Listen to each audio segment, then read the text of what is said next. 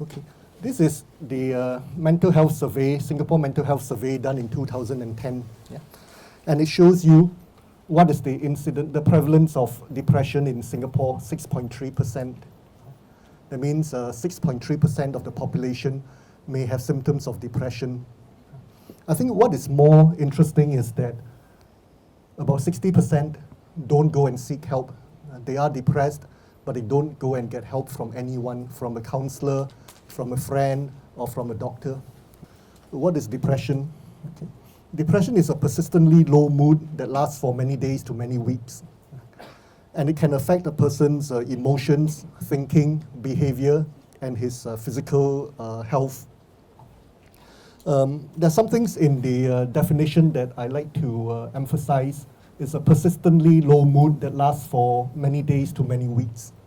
So quite often I get people coming up to me and say, oh, I feel so depressed. Tell me what you mean by feeling depressed. Oh, yesterday my boss scolded me and I was so depressed. How long are you depressed for? Oh, 1 or 2 hours. Then after that I went shopping and okay already. So that's not depression. When a person has depression, it actually lasts for they are depressed for most of the day. It lasts for many days to many weeks. And just going shopping won't make them happy. Now, what causes depression? Depression is one of those things that we say it's multifactorial. That means many causes come together to make a person depressed. Firstly, there is a genetic risk. People who are depressed may have a family member, maybe an uncle, a parent, brother, sister, cousin, who may have depression. There's also certain personality traits that make a person more likely, more prone to develop thought patterns that make him depressed. And some of these personality traits are people who are very rigid in their thinking. Black is black, white is white. They are very negative. Would you like to do this? No, no good. Can you try that? No, cannot. So everything is no good and cannot. They have a low self-esteem. And they have a locus, what we call an external locus of control. That means everything that happens is not because of them, everything good that happens, not because of their effort, their ability. Everything that happens, everything bad that happens, also not because of their responsibility, but because of someone else. And the other thing that contributes to depression is stress, especially stress that's prolonged and difficult to settle. It's not I stand here for 1 hour and I talk to you and I feel very stressed and I become depressed after that. No. When we talk about prolonged stress, it's stress that may last for many weeks, many months, sometimes even many years. And this stress may be due to family problems, relationship problems, financial problems, work problems. And when all these factors combine together, you can cause changes in the chemistry of the brain. So this is a enlargement of the brain. You can see the nerve cells. So this is a nerve cell, and this is one of the arms coming up from the cell. And when you enlarge this part of it, you find that there's this little knob that contains a lot of what we call vesicles. These contain chemicals. And when a message is passed from the brain, it goes down the cell, goes into the end of the arm, and it causes these vesicles to go to the edge of the what we call the membrane, and it releases the chemicals. The chemicals cross over to the other cell, and this is an enlargement of what happens here. So the vesicles go to the edge of the cell, they open up, they release chemicals that go over this space to the next cell, and it transmits a message across this way. So what happens in depression is that there's a chemical imbalance. There's a shortage of these chemicals being released and crossing over to send a signal over to the next cell. When we talk about symptoms of depression, we can divide them into 4 groups. Problems with the emotion, problems with the thinking, problems with the behavior, and problems with the physical health. So the symptoms of, the emotional symptoms of depression, there'll be the person will feel persistently sad, anxious or empty, maybe apathetic, that means not interested in a lot of things, maybe lying in bed most of the time, doesn't want to get up to go to work. There'll be decreased pleasure, the things they usually like to do, like play mahjong, go jogging, they don't want to do that. They just spend most of the time sitting alone, lying down. They may be crying for no reason. And when people try to talk to them, family members try to talk to them, they don't respond. Sometimes we hear family members tell us, when friends came to cheer him up, they heard that he's sick, They came to the house to visit him to cheer him up. He just goes into the room and locks himself there and doesn't want to come up and meet anyone. There can be changes in the thoughts, and some of these changes are people who are depressed may have ideas that thoughts are, things are hopeless. They feel helpless, they cannot change the situation. They feel that they are guilty, they are to blame for something. So things like, the mother died 5 years ago, they feel that they have neglected the mother, never looked after the mother, that's why the mother died 5 years ago. So they have all these guilty thoughts. They find it hard to concentrate, so when you talk to them, you notice the mind is not really there. They have problems with the memory. So sometimes they say, I went to the market, I can't remember what I went there to buy. Or I went into the kitchen to get something, I can't remember what I went to the kitchen for. People with dementia can also have symptoms like this. They can be very, very indecisive. So, like simple things like what to cook for today, cannot decide. Should I wear my blue shirt or my red shirt, cannot decide. So very, very simple things, they cannot make decisions. When it becomes a bit more serious, they may have thoughts of maybe better to be dead. I wish I go to sleep, I don't wake up tomorrow. I wish I crossed the road that time a car would knock me down. So they start having thoughts like this. So another group of symptoms of depression is behavior symptoms. So there can be a loss of interest in things that they used to enjoy.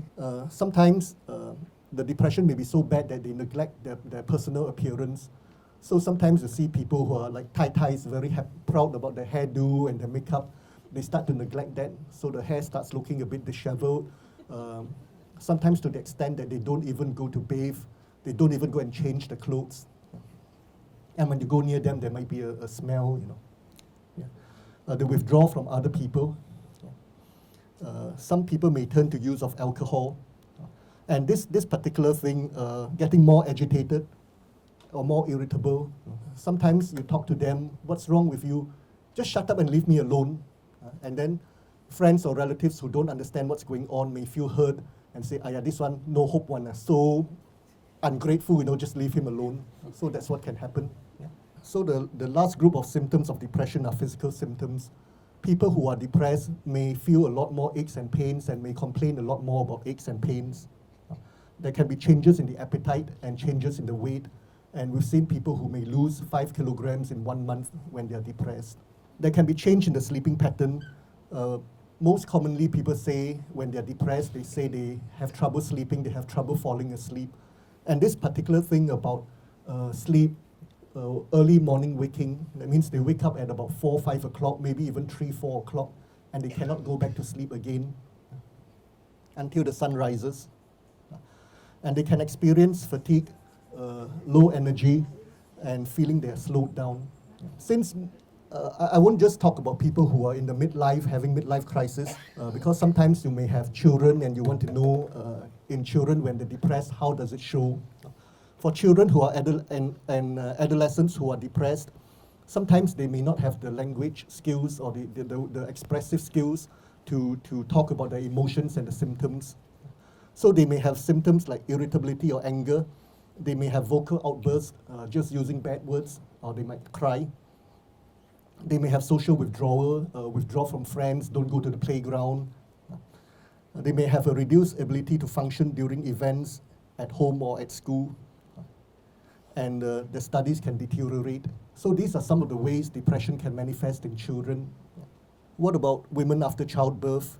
This is what we call postnatal depression. It can happen within weeks after delivering a baby. There can be poor sleep.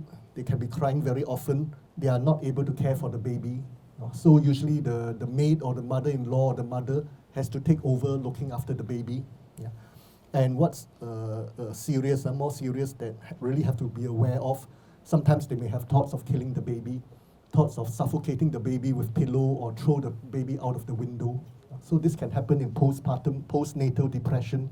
And these are some of the risk factors for postnatal depression: poor support from spouse or family, problems with money, housing, work, or relationship, birth was difficult, or the baby was premature or having some illness after the baby was born, and having difficulty breastfeeding. So NG was talking about difficult mother-in-laws. That's one of the cause of stress. So for those of you who are mother-in-laws and your daughter-in-law just gave birth, be a bit kinder and more understanding to them. It's also for the good of your grandchild. Okay, what about adult males? When adult males get depressed, somehow males, they feel they have to be more macho, they don't come and sit down with you and tell you, oh, I'm depressed, or I got this emotional problem. Males don't do that. So what can happen is they can become very irritable instead, very bad-tempered, aggressive. Sometimes outside they may be getting into fights, or he may keep to himself because he's so macho, so man, he don't want to talk to other people, so he keep to himself. All the problems he keeps to himself. Yeah? He may turn to alcohol or drugs. And then, as I mentioned before, he's not so willing to admit that he's depressed and that he needs help. What about the elderly? When the elderly become depressed, they also don't say, oh, I feel depressed. Instead, what they may complain about is a lot of physical complaints, aches and pains, feeling weak, feeling giddy, stomach problem. They may have a loss of weight and appetite. They neglect themselves, they neglect their hygiene, and they may say that, oh, useless already, I'm a burden to my children, better to go and die. So they may have thoughts like this. And because of the frequent physical complaints, they may ask to see the doctor very often. So we've heard of elderly patients who are depressed. 1 week they want to go and see the doctor 3-4 times. So until doctor also scared of them, say, I don't want to earn your money anymore. This is another risk factor for depression, especially for people who are middle-aged and above who have medical problems. That when you have a chronic medical illness, you're more likely to become depressed. And when you become depressed, you're more likely to have poorer control of your medical illness. So it's a sort of like a vicious cycle, a feedback. And conditions that are known to be associated with depression are diabetes, high blood pressure, heart problems, stroke, and cancer. Yeah. So patients who have a medical illness and are depressed tend to have poorer disease control and tend to have more complications with the illness. Okay, now there are some challenges in treating depression because firstly, a lot of people don't recognize it. So the person who's depressed may not recognize his own symptoms, or the family members may not recognize it. Sometimes people who are depressed think, oh, it's normal, I'm stressed, I got work problems, it's normal to feel this way, so they think it's normal. Or if they realize that they may be depressed, they still don't want to see a mental health worker, psychologist, psychiatrist, counselor, because they think, it's a shameful stigma, What happens if my boss finds out that I'm seeing a doctor, a psychiatrist? So based on the mental health survey that I mentioned earlier on, only about 30% of people who have symptoms of depression are seeking some form of professional help. But even then, for people who are depressed, it takes about 4 years before they finally go and seek help. So that's very significant because the earlier you detect it and the earlier you treat it, the better is the outcome, the less suffering you put yourself and your family through. Why don't people want to seek help for depression? Because of some misconceptions and myths. This is one of the myths. Nothing can be done about depression. But the fact is, depression is treatable, and when you treat it properly, it will improve. Another myth is being depressed is a normal part of life. The fact is, sadness is a normal response to any setback, but depression is not. And the difference is sadness is temporary, it's transient, maybe last 1 or 2 days, 1 or 2 hours, and then you feel better after that. But depression lasts for many days, many weeks, maybe even many months. Okay, this one, you can get rid of depression by willpower. If you can't, then you're weak. So I've got patients who come to see me, depressed for about 1 year. You want to try medicine? No, I want to try my willpower. Okay, but you try your willpower for 1 year already. I want to try 1 more month. Okay, sure. Yeah. So if they're not really suicidal or anything and they want to try 1 more month, it's okay with me. I think what's important is people who are depressed have to see the need that they treatment can help them. I cannot force them to be treated. And I tell them, no. I don't accept that you can do it on willpower. You take medicine now, I'm going to have a fight with the patient. Here's another myth that depression will go away by itself. The fact is, maybe it can, but you don't know when. Might be tomorrow, might be next month, might be next year. But I know for a fact that if I treat a patient who has depression with medicine, and if I give the correct medicine, and the patient actually takes the medicine, some of them very naughty, I give them, they bring home, they throw away. So if they actually take the medicine, I know that they will get well in about 1 month. Okay, depression is a normal part of getting older. The fact is, depression is not a normal part of aging, but the elderly, this is like a midlife and post-midlife crisis already, experience more of the events that can trigger depression. There's a loss of family members and friends. You know, when you reach a certain age, you see all your friends slowly die off. In fact, a few of my friends have died from cancer and heart attack already. Doctors from my class.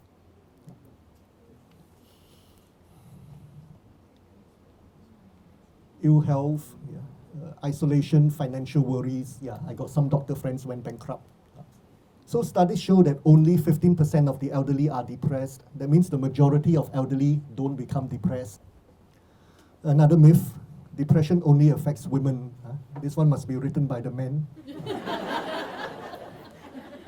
So the fact is, depression affects both men and women, but the problem is women are twice likely to be affected, but they are more ready to come and seek help. Okay, another myth. Depression doesn't affect children or teenagers, just part of growing up. The fact is, they can get depressed. It's just that younger children may not be able to talk about their emotions. Another myth, someone in your family suffers from depression, you will inherit it. So in the same way that you can be genetically predisposed to high blood pressure or diabetes, you can be predisposed to depression, but the risk is only 10%. That means there's a 90% chance that you don't get it if another family member has it. Both my parents got high blood pressure, got high cholesterol, but luckily I don't have it yet. That's why I try to keep fit. What are the complications of depression? That means when you get depression, what else can happen to you? You definitely will suffer. People who are depressed, they go through a lot of mental suffering, a lot of anguish. They're unable to function in the different roles in the family, in the social life, and in the professional roles. Because when they're depressed, they can be irritable, can end up a lot of conflicts and fights with in the family. Or sometimes when they're depressed, they become so apathetic, so lifeless, just lie in bed, cannot do anything. Family members feel very, very upset with them and just scold them and tell them, you better get up and stop this nonsense. Yeah. Sometimes patients who are depressed may turn to alcohol and drugs to try to make the mood feel better, to numb their emotions. More seriously, they can try to harm themselves, cut themselves, take overdose, or even more serious, they can really try to commit suicide. So why do people who are depressed take alcohol or try to abuse drugs? It's mainly to numb the emotional pain, and they try to forget problems temporarily, and also to try to get to sleep. But the key word is temporarily. Problems don't go away. They forget their problems for the 2 hours that they're drunk, and when they wake up, problem is still there. Reminds me of this joke. Not a joke, it's supposed to be a real life account from Winston Churchill. He was a deadly enemy with one of the female MPs in Parliament. And one evening, they were going home and they bumped into each other in the corridor in the House of Parliament. And the female MP saw him, and you know Winston Churchill is a drinker, often gets drunk. So the female MP saw him and exclaimed, "My God, you're drunk." And Winston Churchill looked at her and said, "My God, you're ugly. But tomorrow when I wake up, I shall be sober."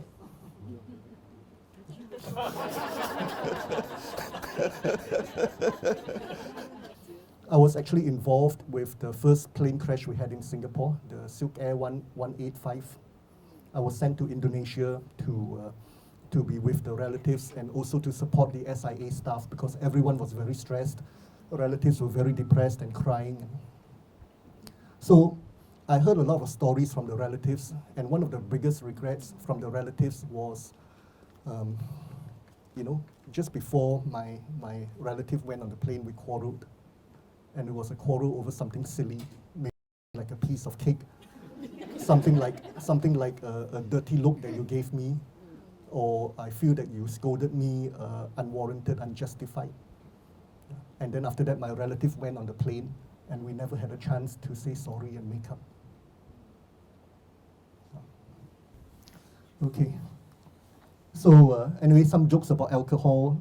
I did what you said. I had a nice day, so he came back drunk, and the wife not too happy about it. I decided to have all my happy hours in one night. And this is the suicide rate for Singapore in 2008. It's gone up a bit last few years. Okay, I think the main thing about this lecture is we want to find out, can depression be treated? And the answer is yes, and the success rate is very good, at least 70%. And the treatment is by medication, by psychotherapy, or by a combination of both. Now, what do antidepressant medications do? They correct the chemical imbalance in the brain and improve the symptoms of depression. So remember earlier on, I explained in the slide that depression is caused by a shortage of these chemicals that transmit a message from one cell to another cell. So antidepressant medications actually help to correct this chemical imbalance in the brain. In order for antidepressant medications to work, you need to take them at the correct dose for long enough, at least 3 weeks. I always explain these to patients before I send them home, because sometimes patients don't like to take medicine, or they may have the idea that, I only take it when my mood feels really, really low now. I pop one and immediately feel better. It doesn't work that way. So sometimes patients also get discouraged when they take the medicine for 4 or 5 days and the mood is still not better, because it takes at least 3 weeks for the chemical imbalance and the changes in the brain to take place before the mood starts to get better. Sometimes the medicine may not work because it causes side effect and the patients cannot tolerate the side effects, then they don't take it. Or the medicine might not be effective. Some patients don't respond to a particular medicine, but there's at least 25 different antidepressant medications available, and if one medicine doesn't work, we can always change to any one of the others. Okay, what about psychotherapy? There are many different forms of psychotherapy available, and the aim of psychotherapy or any form of counseling is to help patients develop a better understanding of themselves, how the problems came about, and how they are affected by the problems, and what's importantly, what they are doing that keeps the problems ongoing. And the psychotherapists also need to teach patients how to cope with painful thoughts, emotions, and feelings. Sometimes patients cannot cope with all these painful feelings and they try to shut them aside. And patients also don't know how to deal effectively with the problem sometimes. And also, this is important, sometimes problems really have no solution. We just have to accept them and wait for time. And as a family member or friend, what can you do? Okay, if you notice that your family member or friend has a change of behavior, like they're more irritable, they're breaking down and crying for no reason, appear to be lost in their own thoughts, appear to be very quiet, keep to themselves, maybe even talk about dying, ask them, what's wrong? Can I help you? Tell me what's troubling you. Offer a lending ear, be sympathetic and be concerned. Advise your friend or family member to seek help. If the friend or family member already seeing a counselor or psychiatrist, try to get the permission of your friend or family member to notify the counselor or the psychiatrist. And if your friend or relative is very depressed, very distracted, very irritable, often talking about dying, about no hope, no way out, or suddenly tell you, you take care of yourself, or you take care of Gong Gong and Mama, or if they suddenly say things like that, be very careful and suspect that he might be thinking about suicide. And if you think that a friend or loved one is suicidal, you try to keep him safe by removing dangerous objects and weapons, sharp knives, scissors, wires, rope that they can hang themselves with, medicine. Try to keep this locked up. And if they're staying on a high floor, keep the window grills locked. Don't leave him alone. and try to get him to A&E department or to go and see his own psychiatrist or doctor. And if it's one of your colleagues at work, notify the superior and then try to bring to emergency department. Now, sometimes people don't want to accept treatment, again, because of certain misconceptions, certain ideas that they have. Antidepressant medications are addictive. So the fact is, unlike alcohol, tobacco, cigarettes, and sleeping pills, antidepressant medications are not addictive. That means you don't need to keep on pushing up the dose to be effective, and they don't cause the user to crave them, to keep on wanting to take them. But what we always warn patients is that if you are on antidepressant medications, should not stop suddenly. We should always tail off. That means like 2 tablets, cut down to 1 tablet. From 1 tablet, maybe cut down to alternate day, and then cut down to half tablet alternate day, and slowly tail off. Should not be stopped suddenly, because if you do that, there can be a withdrawal. But what's important is they don't cause addiction. They are not addictive. Okay. Some people feel that antidepressant medication are miracle cure for depression. So the fact is, they are not happy pills. They don't work immediately. They treat depression and they improve the symptoms of depression. And you remember what are the symptoms of depression we went through? The 4 groups: emotional symptoms, thoughts, behavior, and physical. So they improve those symptoms, but they won't make a person happy, especially if there's unsolved problems in the background. So where there's unsolved problems in the background, they may need to go for counseling. Okay, another myth: the counselor or psychotherapist will help to solve all the problems. The only person who can solve your problems is yourself. The therapist can help you to identify the problems clearly and teach you skills to cope better. But in the end, it's still up to you. So you all might be interested to know why sometimes patients don't get better after they've seen a psychiatrist, seen a counselor, take medicine. They might not be taking the medicine correctly. Like I mentioned before, they might take every now and then. Like today, I feel a little bit more depressed. I pop 1 tablet. Then 4 or 5 days, I don't take anything. So they might be taking it wrongly. There might be problems in the background, really, really very serious problems that are not settled. Or they expect other people to change to suit them. Or sometimes they may just require a change of medication. Now, these are some alternative interventions. Spirituality is an important part of an individual's life. And most cultures and ethnic groups have their own forms of spiritual healing. But beware of extreme forms of healing. Recently, I had this young girl who has anxiety. So at home, she's very nervous, very timid. And the mother and the father believe that there's a ghost in the house. The mother says she saw a ghost in the house. So they asked me, oh, should we bring her for spiritual healing? And I thought, okay lah, because my idea of spiritual healing is you go and see a medium. He gives you a yellow piece of paper, you burn it, mix with water and drink it. So what happened was, they brought this young lady to Malaysia to a house, and there were about 50 people around. And they say that she's possessed by a ghost. And how do you chase a ghost out?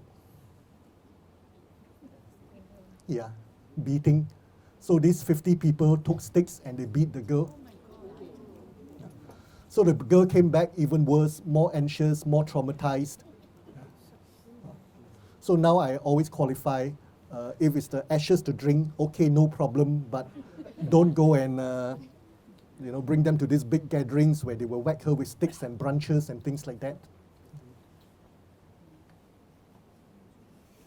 So what I usually do is I tell patients and their relatives, sure, we can combine, you can go for your spiritual healing, but take your medicine at the same time. Because sometimes the spiritual healer will tell you, oh, you must believe in me, don't take any medicine, the medicine is bad for you. Just do whatever I tell you to do. So I would always try to anticipate that and tell them that we try to help the patient from 2 approaches, take medicine plus the spiritual healing. And other things like exercise and omega-3 are also found to be beneficial for depression. Okay, this is a hypothetical case. It's a combination of many different cases that I've seen. Madam X had some family conflicts and became depressed, had trouble sleeping, lost her appetite, unable to enjoy her usual hobbies of line dancing and karaoke. She became quiet and withdrawn and had thoughts that life was meaningless. So she's really depressed, right? She has symptoms from all the 4 groups, right? Emotional changes, changes in behavior, changes in thoughts, and changes in the physical, loss of appetite, lost weight. Diagnosed that she was depressed, given medicine, and the symptoms actually improved after 3 weeks. That means all these symptoms became better. But she was still unhappy. She lived in a bungalow with a swimming pool, still unhappy. Doesn't need to work, but still unhappy. I'll be very happy to live this kind of lifestyle. So when we say that a person is not depressed, it doesn't mean that he'll be happy. It's 2 different things. Not depressed means you don't have this illness called depression with all the symptoms that I've listed. But if you're not depressed, doesn't mean you will be happy. Now, what is she unhappy about? This bungalow. The husband bought it without checking with her because it was an urgent sale. It was on offer. True story. It was on offer, going for bargain, and the husband paid down payment on the spot without checking with her. She complained about how she had suffered and sacrificed so much to help her husband build up his business, but he never appreciated her. And this is what Angie brought up. Unhappy about something that happened 20 years ago. Still talking about it. Every time quarrel with husband, say, when I was staying with your family last time, that's how your brother and your mother treated me last time. Still bring up during quarrels. So we have a lot of karmic connection. Huh? Okay, there's also some conflict between the husband and the eldest son who's in JC and was taking the A level. Now what happened, this actually happened 2 years ago. When the son was taking O level, the husband promised him a racing bike if he did well, and he really did well, had I think 7 or 8 A's. So the husband wanted to get him a racing bike, but Madam X objected for many reasons. Dangerous, racing bike are dangerous, can get accident. Also, when the husband and the son made the deal, they didn't check with her, so didn't have her approval. So she put her foot down and said, no, cannot. Now what happened because of this? So this Madam X also, when 2 younger children are noisy, she gets irritated and screams at them. If she's upset, she may just sweep things off the table. So luckily the computer obeyed her. Otherwise, I would have swept it off the table when it didn't work. So when you talk to her, this is how her thinking goes. I'll be okay, I'm not depressed. I'll be okay if people don't agitate me.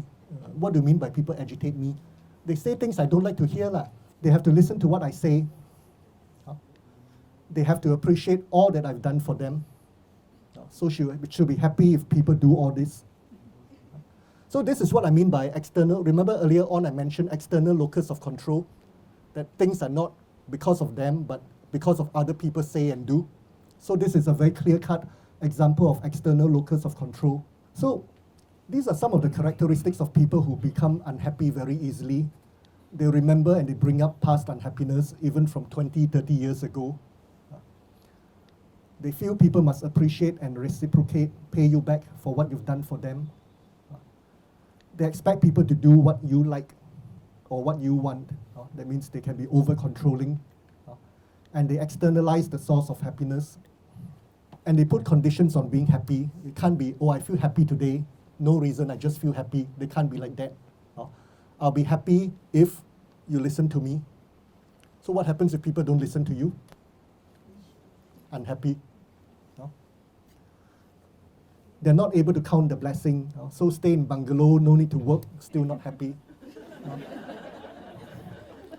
Low frustration tolerance. That means very, very little things, they get triggered off. And they tend to be overreactive. What do we mean by overreactive?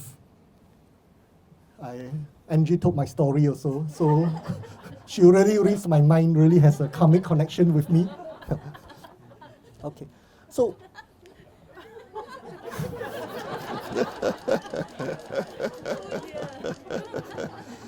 luckily I got another story. Yeah. So overreactive means you are actually responding to things that happen in the environment. So it's like the good or bad, so what? But people cannot be like that. Good, wow, very happy, jump for joy. Bad, cry, chama, chama, die. So that's being too reactive. Your emotion, your mood, your responses are all controlled by things that happen around you. So my other story, in this country, there was a king, and he has a minister, and no matter what happens, the minister response is, "It is good." Whatever happens, the minister will say, "It is good." So one day, the king of the country went hunting. This is a third world country. Went hunting, and there was an accident, and his little finger was accidentally chopped off. So he came back, and everyone in the palace started crying, saying, "Aya, chama, chama, daya, our king lost a little finger." But the minister says, "It is good." And the king was so angry that he stripped the minister of his rank and position and threw him into jail. A few months later, the king went hunting again, and he was captured by another tribe. And this other tribe eats people, but they only eat perfect samples. That means you have to have 4 arms and legs and all 10 fingers and toes before they will eat you. So the king, because he was missing a little finger, wasn't eaten, was released and allowed to go back. So the king came back, and he realized how wise the minister was. So he let the minister out of jail. I'm really so sorry. So I'm so sorry that I put you into jail. Now then I realize how wise you are. And the minister replied, "It is good." Why was it good that I put you into jail? Because if I wasn't in jail, I would have gone hunting with you, and I would have been captured by the cannibals, and I would have been eaten up. Luckily, I got another story.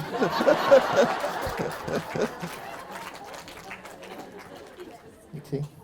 So not depressed doesn't mean you'll be happy. Okay. Now, my department has set up this project called Thrive, and we have a website, and this is the website address.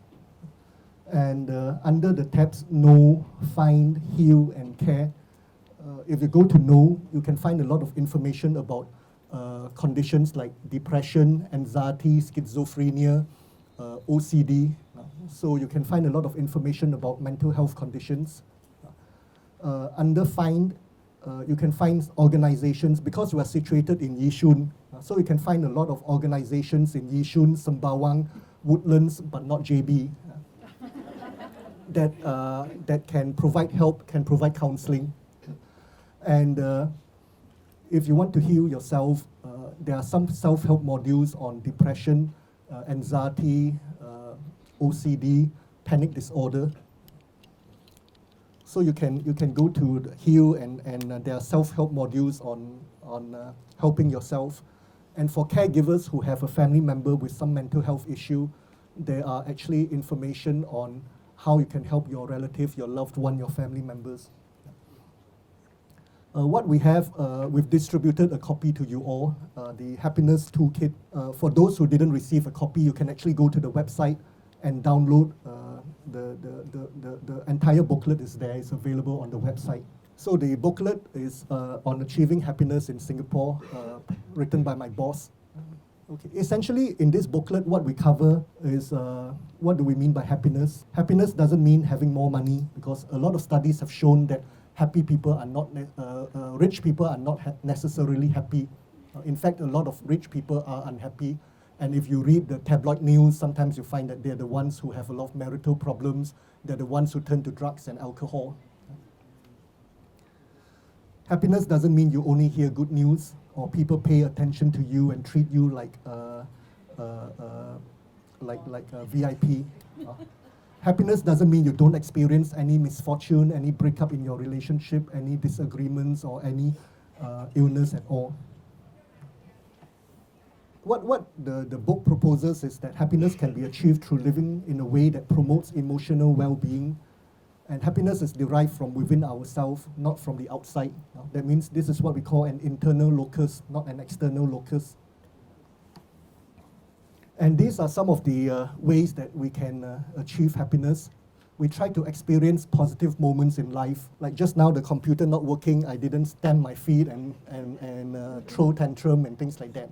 I tried to talk to you and make jokes. Okay. Developing a sense of gratitude. Happiness means investing in a meaningful career, finding meaning in our work, which I'm sure Angie and Dr. Mac and most of you hopefully would have.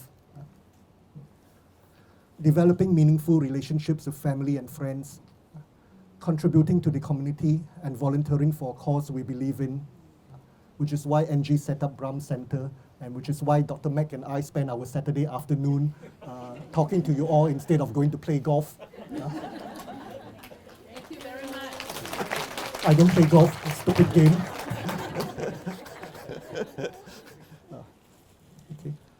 Having financial security, enough to live by, but don't have to be super rich, don't have to live in bungalow. Finding time to do a hobby which engages our mind. Investing time and effort to maintain good physical and mental health. So these are important to help a person to be happy and to live a meaningful life. I took this picture yesterday on my iPhone. This is a view from Khoo Teck Puat Hospital near the canteen, looking at Yishun Pond.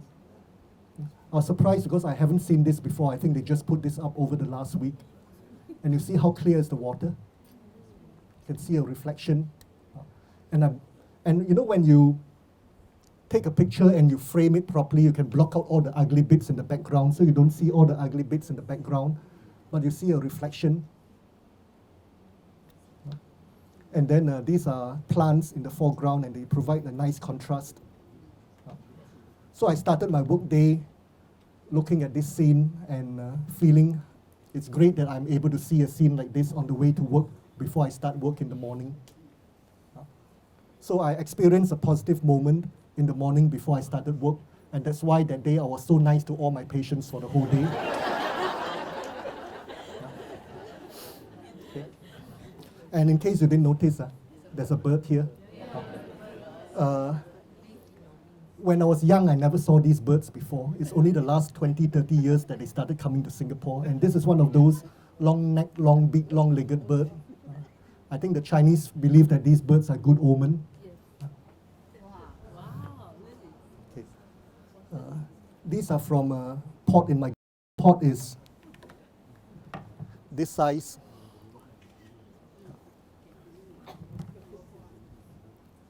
This is from another pot. Also a small pot, this size. Okay. So I only get to see it on a work day, I only get to see it for 5 minutes. Because when I leave my front door, I see it, then I stop to look at it when I'm tying my shoelace, then I leave for work. And when I come home, it's all closed. So I only get to see it for 5 minutes. But that 5 minutes is enough for me to appreciate the beauty. Okay. Now, I developed a sense of gratitude because this was given to me by my friend, Dr. Ong Se Hong, who is going to talk about mindfulness next week. Next month, eh? Next week, yeah, next week. So he gave me the lily, free of charge. So if I were to go to the garden and buy lily, one pot of lily will be about $30. So he gave me the lily free of charge. So I'm grateful to him for this gift. And every time I see my plants, I remember that it's given to me by my friend, Dr. Ong Se Hong, and I feel grateful to him. And we share a common interest, we grow water lily. So I develop a meaningful relationship with him through water lily. We always say that we have our alien. Okay. And this is my hobby. Yours is what? Alien. Dr. Ong is a man to Okay. So I have a hobby which engages my mind and my soul. I think this is very, very beautiful flower. I feel very happy every time I see it. Okay. Now, what happened if I have a friend who not into flower, but every time he call me, hey, Chan, hey, go MBS, gamble, casino, try your luck. What happens if every week I have a friend ask me to go and do that? Or worse still, hey, go Batam one or not? So I'm grateful that I have a good friend who doesn't bring me to MBS and doesn't bring me to Batam. Okay, so conclusion, depression can affect anyone, causes a lot of complications like inability to function in your life, alcohol and drug abuse, self-harm and suicide. But the important thing is depression can be treated. And if you all want, treatment can be combined with spiritual healing, but make sure it's just drink the full, don't go and get whacked. And happiness is a state of mind characterized by contentment, satisfaction, pleasure of and joy. And it's defined in terms of living a life that is meaningful and contented, rather than as an emotion, or rather than someone doing something that you like. Okay. Last slide. The psychotherapist tells his patient, in the last 2 years, you've gone from being extremely depressed to just being basically unhappy like the rest of life, like the rest of us. My work is done. Okay, thank you very much.